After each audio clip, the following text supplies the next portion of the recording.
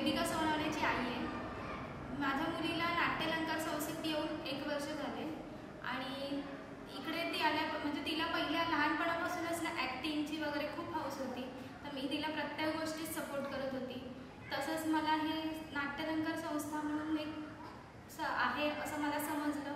त्या संस्थेत मी माझ्या मुलीला ॲडमिशन घेतलं आणि तिथून माझ्या मुलीला एक फिल्ममध्ये एक बालनाट्य मध्ये 2 नाटकं केली तिने, प्लस तिने एक ॲड शूट पण केलं। त्याच्यानंतर आता ती संस्थेच्या बाहेर म्हणजे चॅनल्सवर येऊन तिने आता काम करायला चालू केलं आहे। तिने पुन्हा कर्तव्य आहे, कन्यादान, तसंच हे तुझेच मी गीत गात आहे आणि आता जय जय स्वामी समर्थ ह्या 4 सिरियलमध्ये काम केलं आहे। त्यात पण तिचा अनुभव खूप चांगला होता आणि तिला तिकडे बाहेर पण कसं असतं, काय असतं, लोक कसे, ते सगळं तिला व्यवस्थित आणि तिकडचा पण माहोल खूप छान होता। जसं आमच्या नाट्यालंकार संस्थेमधून आम्ही गेलो पिक्चरसाठी शूटला वगैरे, तिथेही आम्ही खूप एन्जॉय प्लस कामही केलं। त्यामुळे आम्ही नाट्यालंकार संस्थेमध्ये येऊन एवढं म्हणजे आम्हाला हे झालं आहे की खूप छान आम्हाला ॲक्च्युली संधी मिळालेली।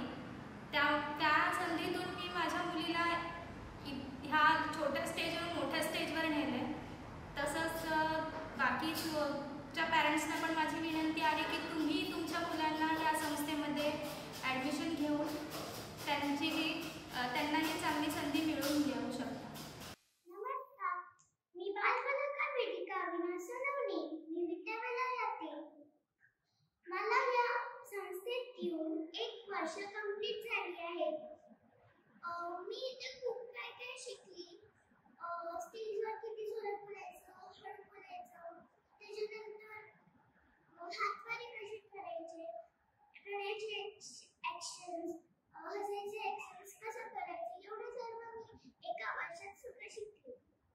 त्याच्यानंतर मी 2 नाटक केलेले आहे, एक नाटक आणि ते पण करताना मला खूप मजा आली आणि आम्ही एक पिक्चर पण केलेला आहे आणि आम्हाला खूप मजा आली ते पण करताना। आणि मग त्याच्यानंतर मला चॅनल्सवर सिरियल्स करायला भेटले आणि मला ते पण करायला खूप मजा आली आणि